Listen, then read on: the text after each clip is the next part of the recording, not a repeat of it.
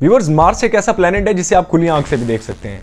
अगर आप किसी खुली जगह पर मौजूद हैं और रात का वक्त है तो आप आसमान की तरफ देखें, आपको दो सितारे बहुत ही ज्यादा चमकते हुए दिखाई देंगे, जिनमें से एक सफेद और एक रेडिश नजर आएगा।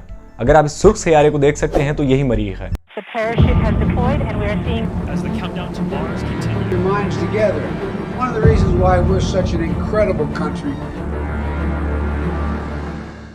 मरीख का जमीन के मुकाबले में तकरीबन 15% वॉल्यूम और 11% मास है, जिसके नतीजे में इसकी कशिश शकल तकरीबन 38% है।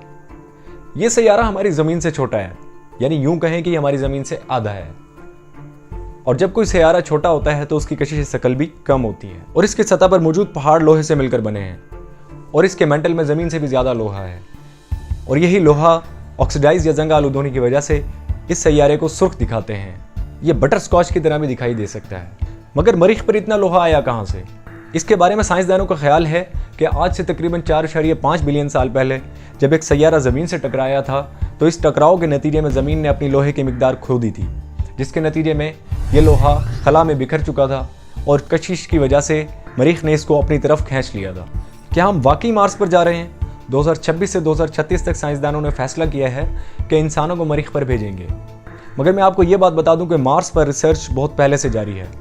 मरीख पर इंसानों को भेजने का ख्याल 1940 के दहाके के आखिर से एरोस्पेस इंजीनियरिंग और साइंसी मुतालात का मौजू रहा है। साइंसदानों ने सबसे पहला एयरक्राफ्ट 20 जुलाई 1976 को वाइकिंग 1 मार्स की तरफ भेजा और ये पहला एयरक्राफ्ट है जिसने मार्स की ज़मीन पर लैंड किया। और इसी साल 3 सितंबर को वाइकिंग लैंडर 2 को मार्स पर लैंड करवाया गया। और ये वो स्पेस क्राफ्ट हैं जिन्होंने सबसे पहले मार्स की तस्वीरें ज़मीन पर भेजी और ये वो तस्वीर है जो सबसे पहले मौसूल हुई।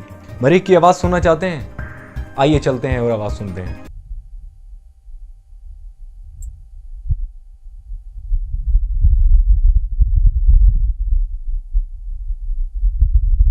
चलें वापस आ जाएं।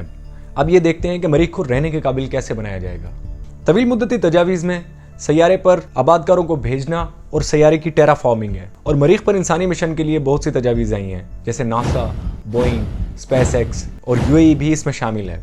मरीख की टेराफॉर्मेशन या मरीख की टेराफार्मिंग ये एक फर्जी तरीकाकार है जो सैयारों की इंजीनियरिंग के मंसूबे पर मुश्तमिल होगा, जिसका मकसद मरीख को ज़मीनी ज़िंदगी के मुखालिफ सैयारे से एक ऐसे सैयारे में तब्दील करना है जो कि इंसानों और दीगर जानवरों के लिए रहने के काबिल हो।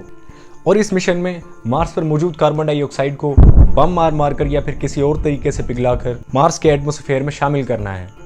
यही टेराफॉर्मिंग है। अगर इसमें कामयाबी मिली तो आइंदा चंद 100 सालों में मरीख को रहने के काबिल बनाया जा सकेगा। मगर ये तो बाद की बात है। अगर इंसान फिलहाल चला भी जाता है तो वो रहेगा कैसे? इसके लिए कुछ रोबोटिक मिशंस वहाँ पर भेजे जाएंगे जो वहाँ पर ज़रूरी इक़दामात करेंगे, कुछ कंस्ट्रक्शन करेंगे और मरीख पर ऐसा माहौल पैदा करेंगे जिसके अंदर इंसान रह सके।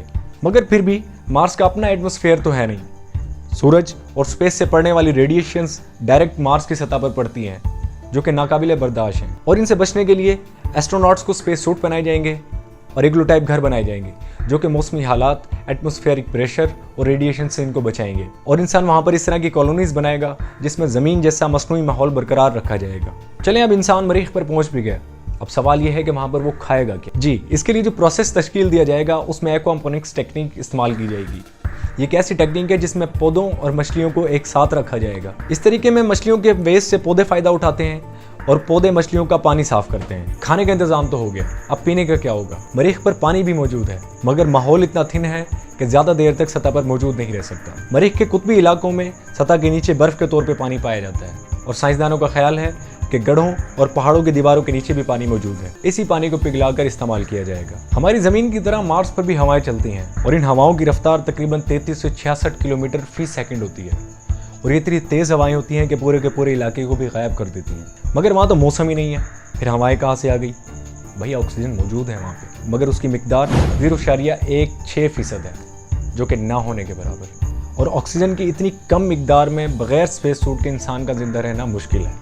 मरीख का माहौल ज़मीन के मुकाबले में तकरीबन 100% थिन है और बुनियादी तौर पर कार्बन डाइऑक्साइड 95% और आर्गन और दूसरी गैसों पर मुश्तमिल है। सिलिकॉन और ऑक्सीजन के अलावा मरीख की परत में सबसे ज़्यादा अनासिर आयरन, मैग्नीशियम, पोटाशियम, एल्यूमिनियम और कैल्शियम शामिल है। अब एक सवाल यह है कि यह सैयारा हमसे कितना दूर है?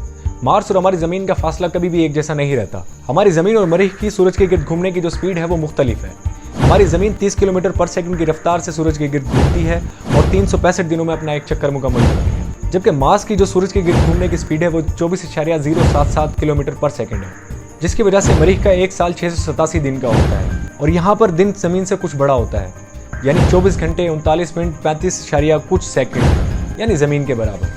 मरीख के ज़मीन की तरह चांद हैं, वो भी एक नहीं दो चांद, जिनके नाम फोबोस और डीमोस हैं। डीमोस का कुतर तकरीबन 14 मील और फोबोस का कुतर तकरीबन 7 मील है। एक दिलचस्प बात आपको बताता हूँ, अंदरूनी चांद फोबोस तकरीबन 7 घंटे से भी कम वक्त में मरीख के गिर्द अपना एक चक्कर मुकम्मल करता है, और ये मरीख के चक्करों से भी ज़्यादा तेज़ स्पीड है। अगर मरीख की सतह से इसका मुशाहिदा किया जाए तो ये मशरिक में गुरूब और मगरिब से तुलू होता है। फ्रेंड्स, अगर आपको मेरी ये वीडियो पसंद आए और इस तरह की मज़ीद वीडियोस देखना चाहें तो मेरे चैनल को सब्सक्राइब ज़रूर कीजिएगा, बेल आइकन को क्लिक करना मत भूलिएगा, ताकि मेरी हर नई से नई आने वाली वीडियोस आप तक पहले से पहले पहुंचती रहें। Thank you so much. अल्लाह हाफिज़।